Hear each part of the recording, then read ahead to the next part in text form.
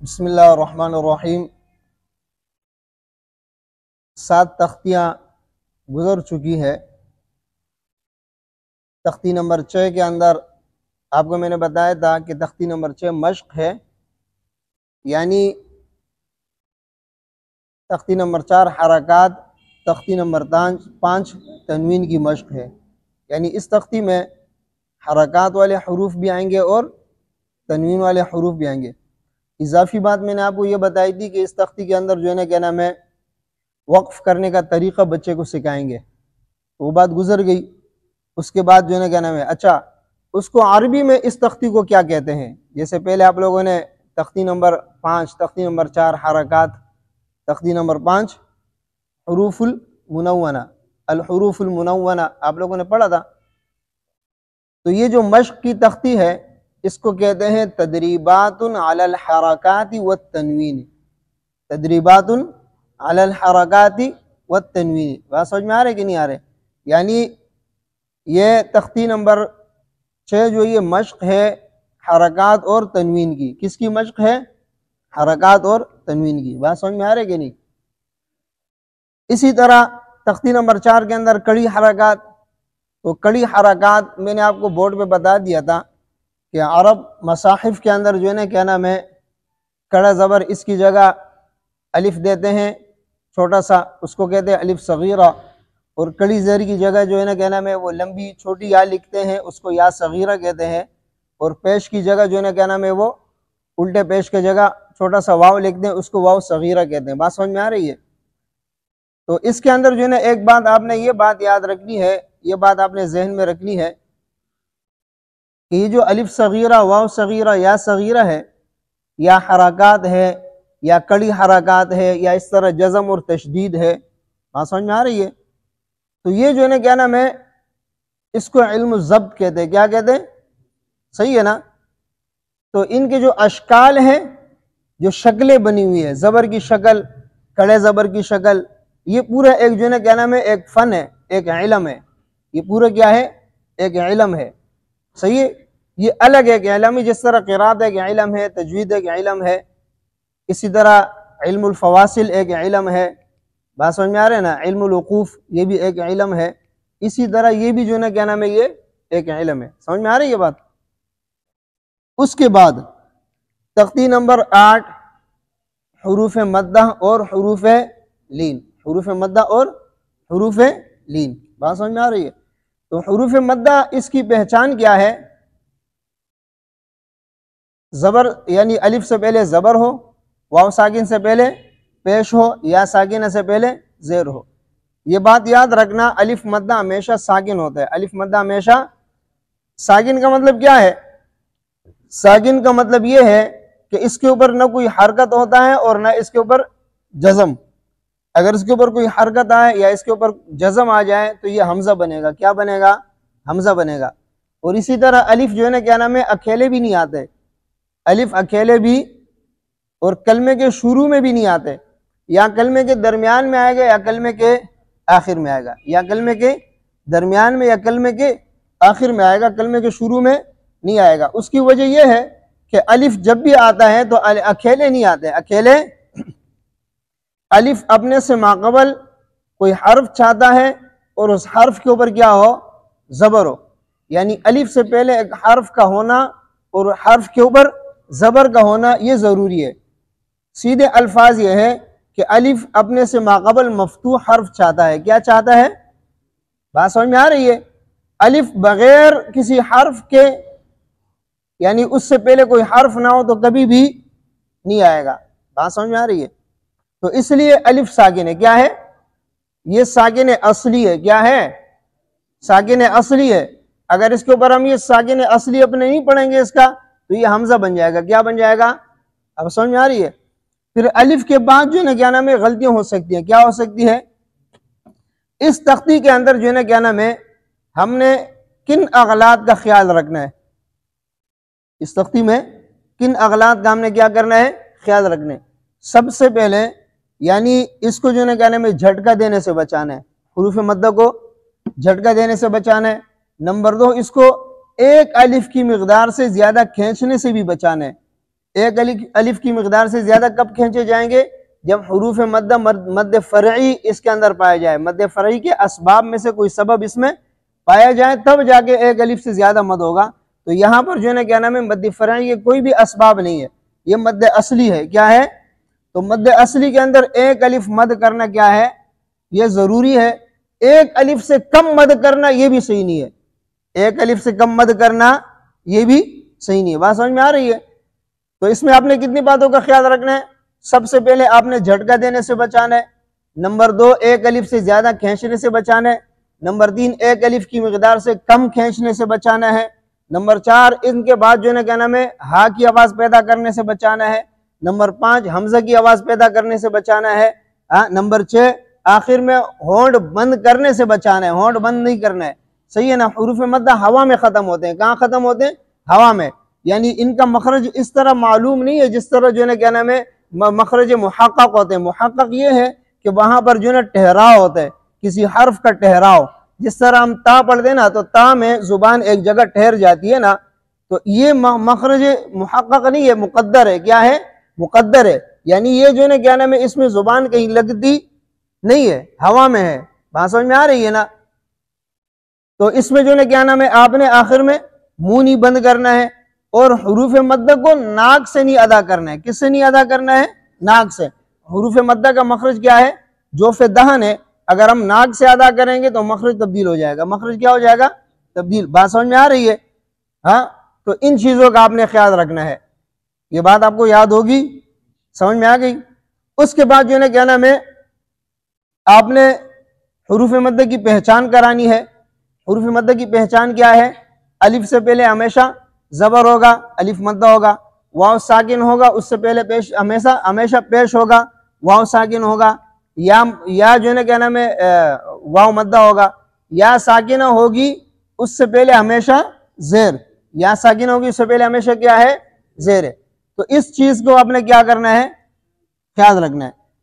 دوسری بات، آپ نے بچوں کو جب سکھانا ہے تو با الف زبر، با الف زبر با، با، صحیح ہے، اس میں تقلیل بھی نہیں کرنا ہے، با با با ایسے بھی نہیں کرنے۔ بات سمجھ نہیں آ رہے؟ الف مدہ کے اندر اس چیز کا آپ نے خیال رکھنا ہے، صحیح ہے نا؟ بالکل اس کو موٹا بھی نہیں کرنے، بعض با، با الف زبر با ایسے پڑھتے، یہ بھی غلط ہے۔ با الف زبر با، با، صحیح ہے نا؟ بے نہیں کرنے، با ایسے بھی نہیں کرنے، صحیح ہے نا؟ میں نے آپ کو بتایا تھا کہ الف کب موٹا ہوگا؟ جب موٹے حرف کے بعد آئے گا، ورنہ الف جو ہے نا کیا نام ہے باریک ہے، باریک حرف کے بعد الف آئے گا تو الف باریک ہے، الف بذات خود باریک ہے، لیکن اگر موٹے حرف کے بعد آئے گا تو موٹا ہوگا۔ بات سمجھ میں آ رہی ہے؟ اسی طرح با واو پیش بو، با واو پیش بو، با یا زیر بی، سمجھے نہیں سمجھے؟ ہاں، اس تختی میں، یعنی اس تختی کے اندر حروف مدہ اور حروف لین کو جمع کیا ہے۔ حروف لین بھی اس تختی میں ہے۔ ان کو کیوں جمع کیا ہے؟ اس لیے کہ حروف مدہ یہ بھی محل مد ہے اور حروف لین بھی محل مد ہے۔ حروف مدہ بھی محل مد ہے اور حروف لین بھی محل مد ہے۔ بات سمجھ میں آ رہا ہے کہ نہیں؟ تو اس وجہ سے ان دونوں کو کیا کیا ہے؟ ایک ساتھ جمع کیا ہے۔ اچھا، لین کی پہچان کیا ہے؟ واو ساکن ہو یا ساکنہ ہو، اس سے پہلے جب زبر آئے گا تو واو لین اور یا لین۔ واو ساکن سے پہلے زبر ہو یا ساکنہ سے پہلے زبر ہو، صحیح ہے نا؟ تو اس کو کیا کہتے ہیں؟ واو لین اور یا لین۔ واو سے پہلے پیش ہو تو واو مدہ ہے، یا ساکنہ سے پہلے زیر ہو تو یا مدہ ہے، اگر ان دونوں سے پہلے زبر ہو تو کیا ہے؟ لین ہے۔ کیا ہے؟ لین ہے۔ بات سمجھ میں آئی کہ نہیں آئی؟ تو یہ جو ہے نا کیا نام ہے اس میں بھی آپ نے یہ خیال رکھنا ہے، اس کو جھٹکا نہیں دینا ہے اور کھینچنے سے بچانا ہے۔ کس سے بچانا ہے؟ کھینچنے سے۔ حروف مدہ کو مجہول کرنے سے بھی بچانا ہے، یہ بات بھی یاد رکھنا۔ اسی طرح حروف لین کو بھی موٹا موٹا کر کے نہیں پڑھنا ہے، موٹا موٹا کر کے نہیں پڑھنا ہے۔ اچھا، یہ بات آپ ذہن میں رکھیں کہ اگر اس کو ہم یہ ذہن میں آتے ہیں نا کہ حروف لین کو کھینچنے سے بچانا ہے، تو یہ اگر بالکل نہیں کھینچیں گے اس کو تو یہ جھٹکا اس میں آئے گا۔ اگر بالکل اس کو نہیں کھینچیں گے تو جھٹکا اس میں آئے گا۔ اس کو معمولی سا کھینچیں گے لیکن وہ ایک الف کی مقدار نہیں ہوگا، لین کے معنی نرمی کے، لین کے کیا معنی ہیں؟ نرمی کے، اور اس کو ہم نے اس طرح ادا کرنے کہ اگر ہم اس پر مد کرنا چاہیں تو ہم مد کریں، اگر مد کرنا چاہے تو مد کرے، خوف، صیف ہے کہ نہیں ہے، شیء، وقف میں ہم مد کرتے کہ نہیں کرتے؟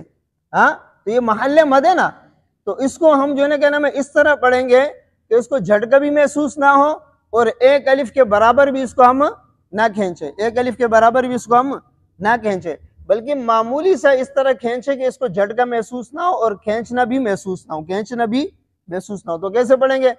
تا واو زبر تو، تا یا زبر تی، تو تی، تو تی، تو تی، یہ جھٹکا ہے، تو تی یہ جھٹکا ہے، یہ غلط ہے، صحیح ہے نا؟ تو تو تی، معمولی سا کھینچ لیے نا، معمولی سا، یہ معمولی سا کھینچنا جو ہے نا یہ اس کے اندر ضروری ہے، اگر ایسے نہیں کریں گے تو اس میں کیا ہوگا؟ جھٹکا محسوس ہوگا، کیا ہوگا؟ یہ محل مد ہے، کیا ہے؟ ہاں، جو یہاں پر جو لکھا ہے نا کہ کھینچنے سے بچانا ہے، وہ ایک الف کے برابر کھینچنے سے اس کو بچانا ہے، ایک الف اس کو نہیں کھینچے، تو تی ایسے نہیں کھینچنے، تو تو تی نرمی کے ساتھ، سمجھ میں آئی بات؟ ہاں، تو یہ حروف مد حروف لین آپ کے سمجھ میں آیا؟ اچھا، اس کو جو ہے نا کیا نام ہے عربی میں اس کو کیا کہیں گے؟ عربی میں اس کو کہیں گے حروف مدہ، کیا کہیں گے؟ حروف مدہ، بات سمجھ میں آ رہے ہیں نا؟ الدرس السابع یا الدرس الثامن ہے، الدرس الثامن 8واں سبق، کیا ہے؟ 8واں سبق، 8واں سبق جو ہے نا کس کے متعلق ہے؟ حروف المد واللین، یا الحروف المد والحروف اللین، ایسے بھی کہہ سکتے ہیں، حروف مدہ اور حروف لین کے متعلق ہے، کس کے متعلق ہے؟ حروف مدہ اور حروف لین کے متعلق ہے۔ اس کے بعد جو ہے نا کیا نام ہے پھر تختی نمبر 9، الدرس التاسع، یہ کیا ہے؟ یہ مشق ہے، کیا ہے؟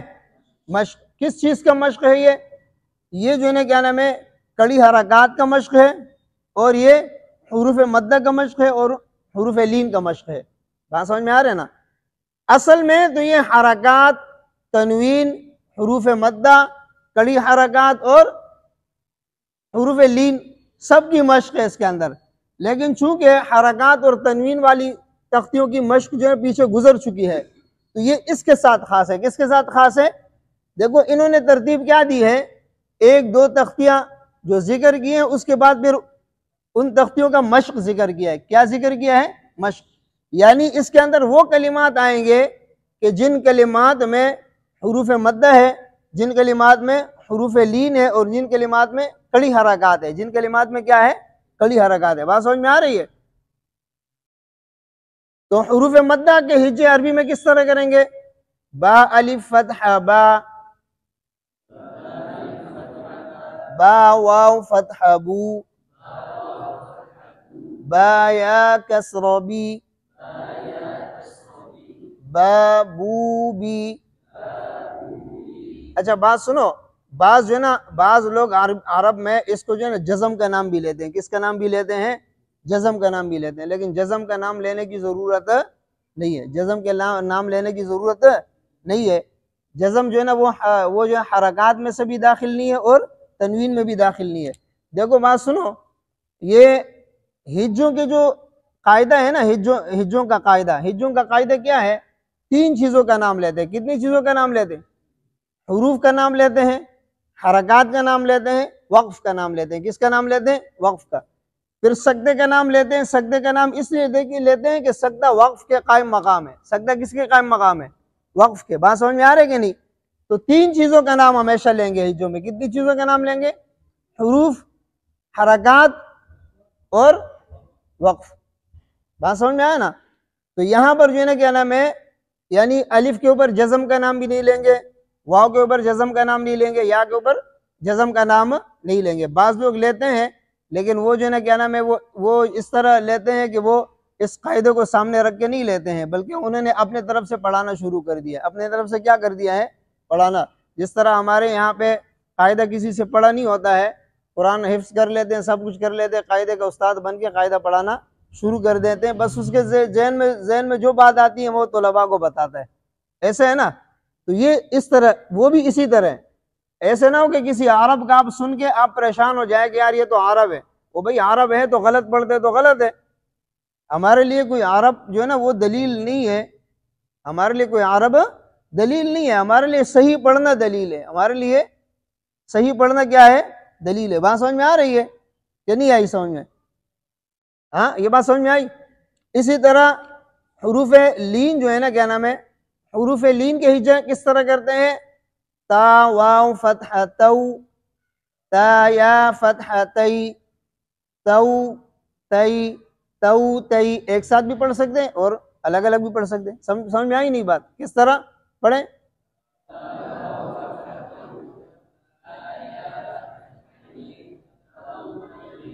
اچھا یہ واو کو بعض لوگ کھینچ کر پڑھتے ہیں ہجوں میں، لیکن ہم کھینچ کر نہیں پڑھتے ہیں۔ اگر کوئی کھینچ کر پڑھ لے تب بھی جو ہے نا کہ مسئلہ نہیں ہے، کھینچ کر نہ پڑھے تب بھی کوئی مسئلہ نہیں ہے، لیکن مسئلہ یہ ہے کہ چھوٹے بچے اکثر قاعدے پڑھنے والے ہوتے ہیں، تو چھوٹے بچے جو ہے اس کو کھینچ نہیں سکتے ہیں، تو ان کے لیے بہتر یہ ہے کہ جو ضروری چیزیں ہیں وہ ضروری چیزوں کا نام لیں اور ان کو پڑھیں۔ دوسری بات یہ ہے کہ قرآن کریم جو ہے نا کیا نام ہے، کلمات کے صحیح ادا کرنا جو ہے نا ضروری ہے، کلمات کا صحیح ادا کرنا جو ضروری ہے۔ ہجوں میں اگر کوئی غلطی کرتا ہے، مثال کے طور پہ کھینچ کر پڑھ لیں یا کھینچ کر نہ پڑھیں تو اس میں مسئلہ نہیں ہے، لیکن قرآنی کلمے کو غلط پڑھنا یہ غلط ہے۔ قرآنی کلمے کو غلط پڑھنا کیا ہے؟ غلط ہے۔ قرآنی کلمے کو غلط پڑھنے سے بچانا ہے۔ بات سمجھ میں آئی؟